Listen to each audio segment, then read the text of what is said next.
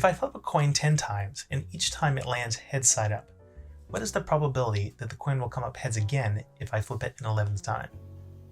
You think you know the answer, don't you? Smarty pants?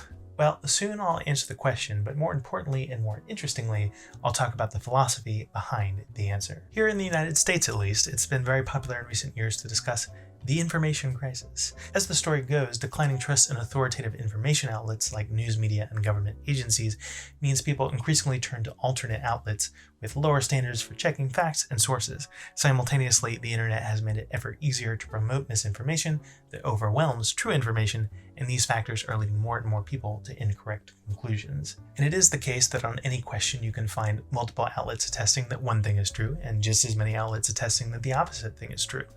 But all outlets will claim to cite credible authorities and link to scientific studies providing evidence.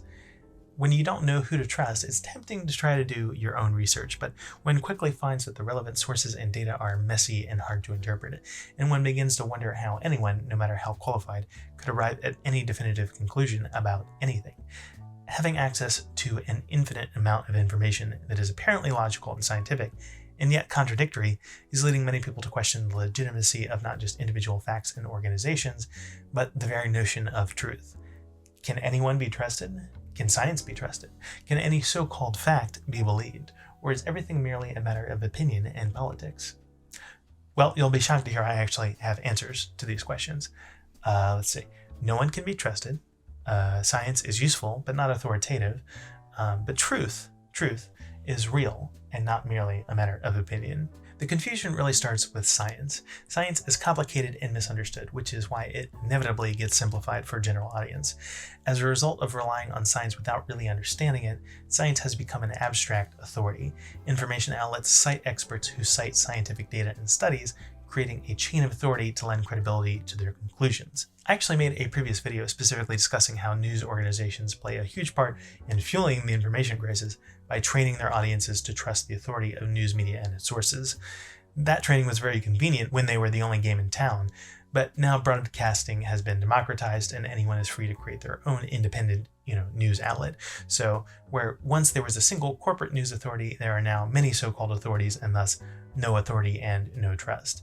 In that video about news media, I promised I'd do more videos on truth-seeking in a world where the news appears to be a little more than entertainment, and here we are. I'm a man of my word. And the problem, as I identified in that video, is authority. You can't get knowledge or truth from authority. As soon as you defer to an authoritative source, such as an expert, or an authoritative process, such as the scientific method, I can immediately ask the question, by whose authority is that authority authoritative? That is, you say this person is an expert, but why should I believe you? Are you an expert, and who's an expert? Can you point me to someone with expertise and experts on experts to give yourself some credibility? You say you use the scientific method to produce this conclusion. Well, how do we know that science produces correct results? Have you compared the conclusions of scientific experiments against the undisputed truth? Is there a secret one true book of all facts of the universe that you're using to verify that these scientific conclusions are true? Reliance on authority produces what you would call an infinite regress of authorities. You need an authority on the authority on the authority on the authority, etc., in order for your conclusion to be valid. In order to have a single definitive authority, that authority would have to be self-validating. That is, I'm the authority on who the authority is, and I say that I'm the authority. There is not and can never be an authoritative source of knowledge, and thus nothing can be known for certain. You can never compare something you believe to be true against a known truth to see if it's really true. But this doesn't mean that the truth doesn't exist. Even if it were the case that all of reality was an illusion, and each person perceived reality differently from every other person, and the laws of physics changed every 0.2 microseconds, but we didn't notice because our conscious recollection of the past is just an ad hoc reconstruction that feels logically consistent but is actually incoherent. And all of this was happening in one universe, in an infinite multiverse, and in every other universe, completely different rules applied, and therefore no one set of rules or perceptions could constitute the definitive reality. All of that would still be what was true. However things exist and however they work, that's the way it is. That's what's true. The truth is a fundamentally indivisible concept. The truth may not be knowable, and it may not be what we think it is, but it nevertheless exists, and there can only be one of it. So, to summarize, the information crisis is the result of an over-reliance on authority. Truth cannot be derived from authority, but truth does exist, only we can never know what it is. Okay, so then how do we make progress? Well, This is where science comes in. We can't derive the truth from anything, so what we must do instead is guess it. We literally just take a shot in the dark and make something up. And while we're making one guess, why stop there? We can come up with several guesses at the same time. And if we do, then in all probability, none will be true, but some may, by mere chance, be closer to the truth than our other guesses. The scientific method is a way of eliminating the guesses that are furthest from the truth. The hypothesis that remains is not the truth, but it is the closest we've gotten to it, and by repeating this process, we can get closer and closer to the truth without ever needing to know where the truth actually is. The scientific method is very effective, but unfortunately that means it produces results regardless of whether you actually understand how or why it works, which is why even most scientists, in my estimation, don't actually understand it. And to be clear, this is not an indictment of science or scientists, but you don't understand science with science, you understand it with philosophy. And a lot of people I've noticed, including scientists, find philosophy kind of abstract and useless and don't want to be bothered with it. Probably philosophers need to make more of an effort to make philosophy accessible and appealing to the average person. Now, to dive into the philosophy of science, we'll return to the simple experiment from the beginning of the video. I flip a coin 10 times in a row and it comes up heads every time. Simple enough. Now the question, what is the probability that the coin will come up heads again if I flip it an 11th time? Well, if you've taken a statistics class, you know that you're supposed to say the probability is 50%. But what in the observed data of my experiment, which shows the coin coming up heads every single time, leads you to that conclusion? It might help if I substitute a more realistic variant of the experiment. Let's say I tell you about a new study that tested a drug on a group of patients all suffering from the same medical condition, and I explained that every patient's symptoms improved after taking the drug. We probably wouldn't conclude that the result was due to random chance the way we would with my coin flipping example. No, we tend to conclude that the drug was effective. So with my coin experiment, why don't we conclude, based on the data, that the probability of the coin landing heads is 100%, or at least close to 100%? With the coin, I get the same result on every flip. With the patients, I got the same result on every administration of the drug. What's the difference? Well, the difference is not in the data at all. It's in our conceptual model of a coin being flipped versus our conceptual model of a drug being given to sick people. Traditionally in science, what are more related models is called a theory, right? The theory of gravity leads to hypotheses such as, if I drop a stone on Earth, it will fall until it hits the ground, because of gravity. And observational data of repeatedly dropping a stone and seeing it fall to the ground is consistent with and explained by that theory, that model for an aspect of how the world works. So our model of the coin is that it tumbles randomly when flipped, and that for the coin, landing heads or tails are equally likely outcomes. If the model is true, then in theory, there's no number of times that you could flip the coin and watch it come up heads that would change the fact that the probability of it coming up heads on the next flip is 50%. And that's why 50% is the correct answer in statistics class, because in statistics class, you assume that coins are fair. But as it happens, in my thought experiment, the probability of the coin landing heads on the next flip is not 50%, it's 100%. But not because of the observed data showing it always landed heads up, no, because the hypothetical coin being flipped was actually double-headed. Yes, it was a trick question, but what it demonstrates is that you cannot properly interpret the results of an experiment without a conceptual model of reality. If my model of the coin is that it's normal and fair, then my experiment showed nothing because the results are consistent with the model. If my model of the coin is that it's heads on both sides, then my experiment was pointless because I could have told you what the results of the experiment were going to be in advance of doing it. However, suppose my assumed model of the coin were that there were tails on both sides.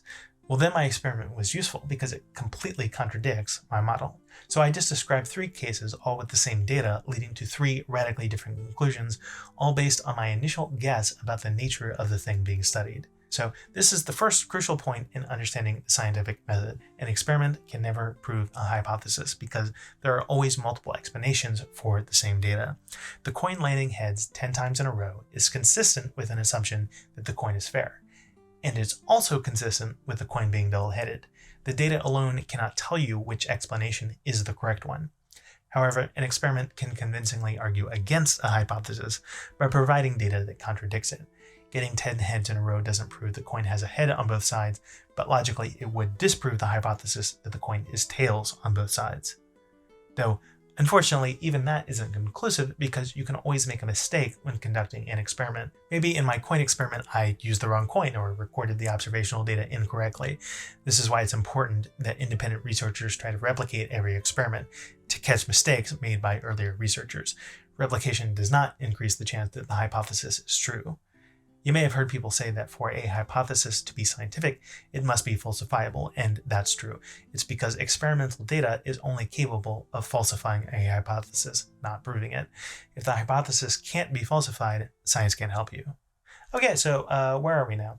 An experiment requires a model of reality, and ideally the hypothesis should be derived from that model. Collected data itself cannot prove any hypothesis, though it can contradict a hypothesis. And this is what I meant when I said that the scientific method is a way of eliminating the guesses that are furthest from the truth so that the guesses that remain can be presumed closer to the truth. This is how science advances knowledge. But how close to the truth do we get? Well, we don't know. And a popular misconception about scientific experiments, even among scientists, is that a positive experimental result makes a hypothesis likely. It doesn't make it likely, and in fact, no matter how consistent the results are, how big your sample size is, how many controls you apply, or how many times the study is replicated, the likelihood of the hypothesis being true is impossible to quantify, which is disappointing but provably true. The complete explanation involves Bayes' theorem, which is complex and interesting enough that I'll be covering it in a future video. But essentially, the problem is having multiple explanations for the same data. Like I said with the coin example, getting 10 heads in a row is consistent with the fair coin and a double-headed coin. The data can't tell us which model of the coin is the true one. But worse than that, it cannot even tell us how many potential explanations there are. Consider again the example of a drug study. In the early days, people would be given treatments, we'd see them get better, and we'd conclude that the treatment was effective.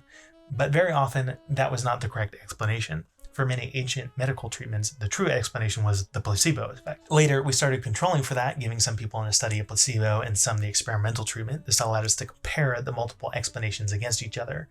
But the placebo effect is far from the only explanation for differing outcomes among participants in a drug study, which is why over time we've employed more and more controls for the gender, age, and ethnicity of the patients, as well as double-blinding the drug administration to control indirect placebo effects, and so on.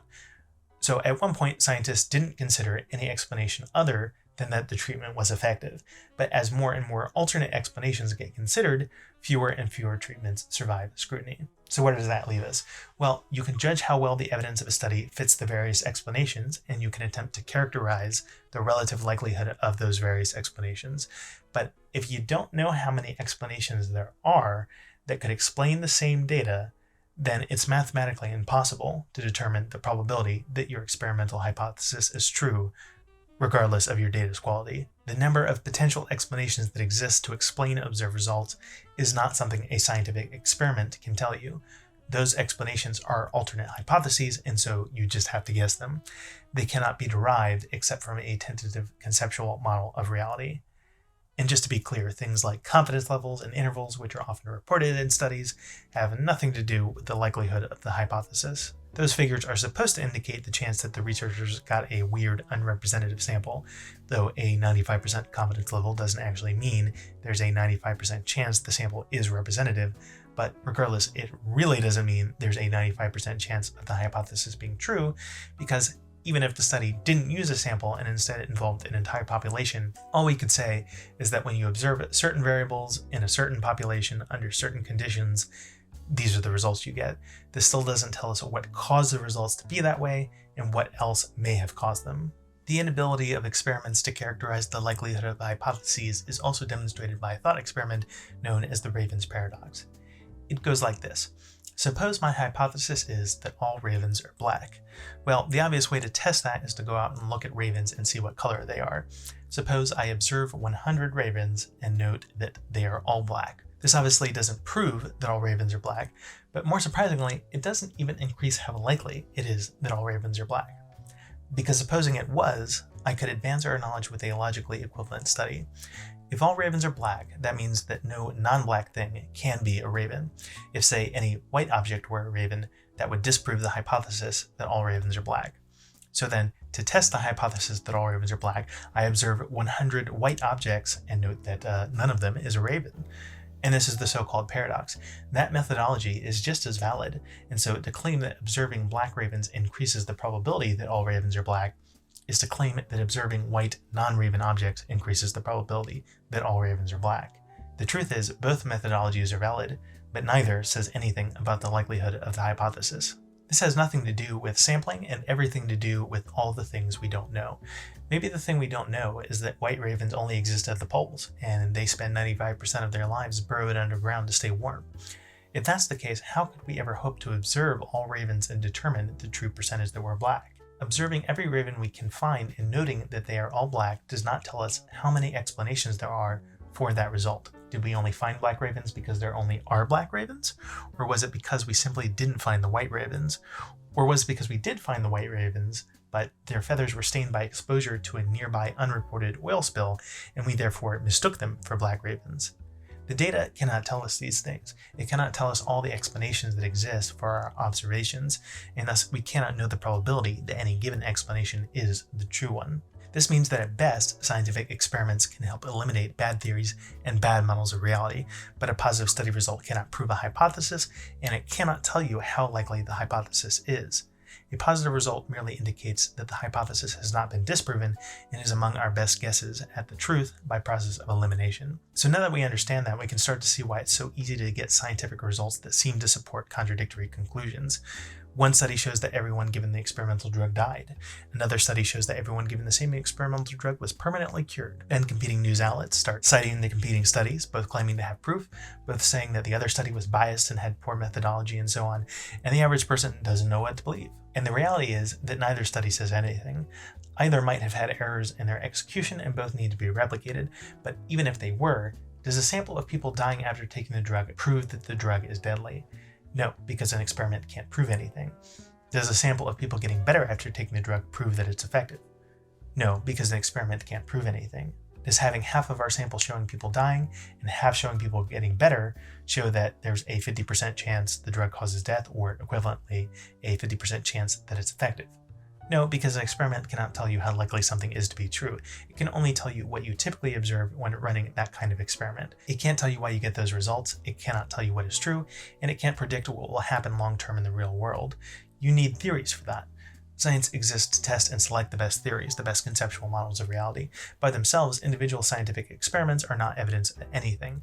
Using them as if they represented some kind of evidence or proof is always a mistake and the cause of a great deal of confusion. So now let me return to the questions I answered before. Can anyone be trusted? No, treating anyone as an authoritative source of information is irrational. Can science be trusted?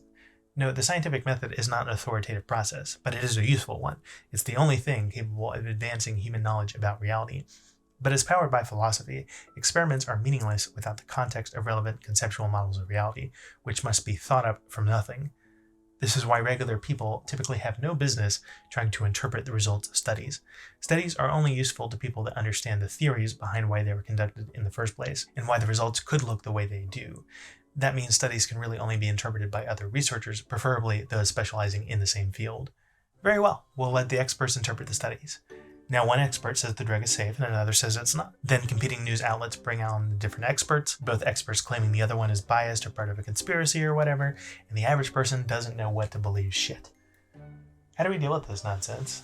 Well, let's go back to what I said about the fundamental logic of the scientific method. We start with multiple hypotheses, which are just guesses. Experimental results allow some guesses to be eliminated so that the remaining guesses are the closest thing we have to the truth. When different ostensible experts claim contradictory hypotheses are supported by studies, well, the charitable interpretation of that is that more than one guess has survived the scientific method at this time. If science has not conclusively selected between hypotheses, then we need an alternate means of deciding. We have to retreat to the branch of philosophy known as logic. Every hypothesis is implicitly associated with a model of reality. If expert interpretation of experimental data is leaving multiple hypotheses feasible, we can still compare the models that those hypotheses are derived from. Now, if they're the same model, then we really can't draw any conclusion, and for simple things, you may as well just flip a coin if you really need to make a choice. But if the models are different, we can ask the question, which model of reality is the most plausible? And this can be evaluated using probability theory. First, the more things that must be true for a model to work, the less likely the model is to be true.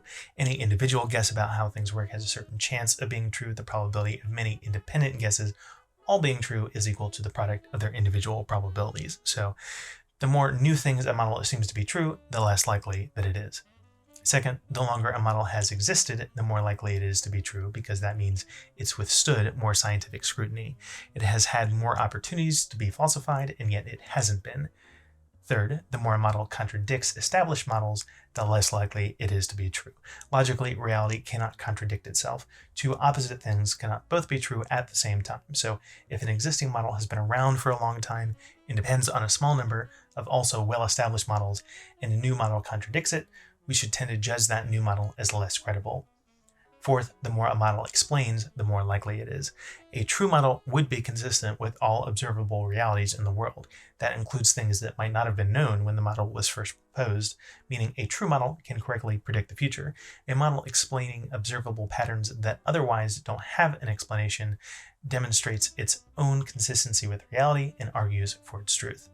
As an example of how you might use this logic to quickly compare competing theories without a deep dive into papers and experiments, I'll use two well-known theories on the shape of the Earth, flat and round. The round Earth theory is extremely straightforward at this point. Earth is a planet, planets are round, Earth is round. Unlike the round Earth theory, the flat Earth theory patently contradicts many other theories, including theories of gravity, electromagnetism, and thermodynamics. A round Earth happens to neatly explain things like the day-night cycle and seasonal cycles, as well as the change in the appearance of constellations viewed from different positions on Earth. In contrast, a flat Earth doesn't explain these observations at all. So having Earth be flat requires that many additional unrelated facts and theories be true to explain other observed patterns in our world and to account for discrepancies from established theories. If Earth isn't round, why is there a day-night cycle that varies at different points on the Earth? If we agree that gravity is real, then why doesn't Earth's ground collapse into a ball the way it does with any other planet? It's kind of unsurprising then that the round Earth theory surpassed the flat Earth theory in plausibility centuries ago. A round Earth theory easily explains and is consistent with other facts and theories of reality because a round Earth is part of reality. Okay, are you following so far? Rhetorical question. No, you're not following, because what I'm talking about is really unintuitive. Figuring out what to believe in this world is really, really hard. That's the only takeaway here. We don't actually know very much, my guys. I'm sorry. The so-called information crisis related to the replication crisis is really just greater access to information, revealing how little we actually know. A long time ago, research was conducted by an extremely small number of monks and nobles who had too much free time. They started theorizing and performing primitive science experiments to alleviate their own boredom. And these people did not understand how science works or how to properly employ it. And so their conclusions were garbage. And gradually, a few more people got involved and the conclusions became slightly less garbage. But still, for a long time, fields of research were new enough that there wasn't a lot of competition going on.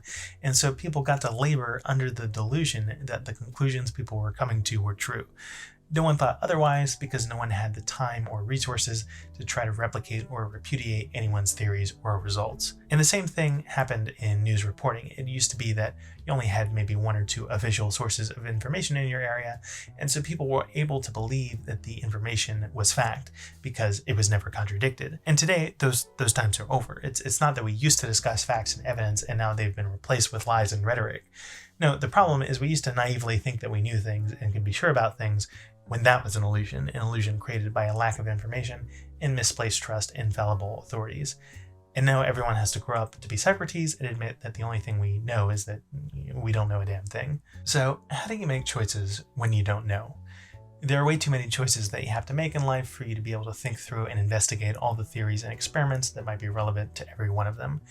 So first things first, you've got to pick your battles. When it comes to making decisions about most things, I look for popularly accepted conclusions among experts on the topic. There's not always a firm consensus, and there's not always a coherent theory supporting the conclusion, and often our confidence stems from a single experiment that's yet to be replicated. So there's an excellent chance that the expert consensus is completely untrue. But I go with it anyway because it's better than nothing and the best we can do.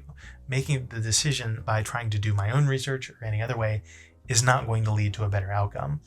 This is a very important distinction. The fact that the information available probably isn't true doesn't imply we should ignore it, because there are degrees of truth, and wrong theories and facts produced even semi-scientifically are often still more true than anything produced randomly or with any other process. But look, I know you didn't start watching a video titled How to Know It's True because you were concerned with obvious and inconsequential questions. No, you want to know, how do you decide what's true when there's little consensus and huge consequences? Yeah, well, unfortunately, huge consequences do not magically make it easier to make a choice. There's not a different technique to use, but you can use different information, different theories that are more certain. So if you're getting conflicting information on a specific question, you should substitute the specific question with a more general version of it. Then you can ask, what's the consensus on that type of question, right? You can retreat to more and more certainty about less and less specific theories. Going back to the flat Earth example, suppose you were still in a time where the shape of the Earth was much less certain, where the available theories on its shape seemed equally credible. What might you do? Well, instead of asking what the likely shape of Earth is, you could ask what the likely shape of anything was, not necessarily a planet even if you didn't realize that's what Earth was. Well, things have all kinds of different shapes, but spheres appear much more often than, say, disks or flat sheets of any kind. And that's not an accident. A sphere is the shape that minimizes exposed surface area for a fixed volume. So it's very efficient and good for encapsulation, and in biology, good for maintaining homeostasis. A sphere minimizes the necessary material needed for an outer protective skin. A sphere is equally aerodynamic in any direction. It can deflect unwanted forces from any direction. It also facilitates passive movement through rolling. So round shapes appear all the time in nature by design, as with fruits and eggs, but they also easily form by accident, as with tumbling rocks and pearls. A sphere is a good general purpose shape. Flat sheets, though, are relatively fragile. They rarely form by accident and usually have a specific purpose. Like plant leaves tend to be pretty flat because the large surface area is meant to catch sunlight to power photosynthesis, and insect wings are flat to resist air for flight. So if you were wondering what the shape of the Earth was, and you didn't have access to any specific evidence or theories, then you could still conclude that a round shape is more plausible than a flat shape, because when it comes to the shape of things generally, a round shape is more common and better for most situations, and is almost as likely to happen by accident as by design. Voila.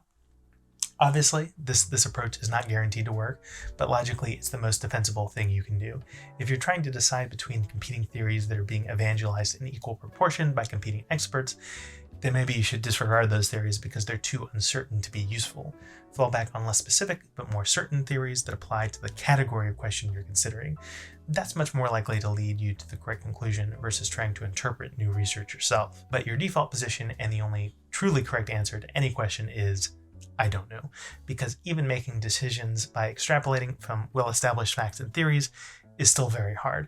Progressing towards truth always is hard because knowing the truth is not possible.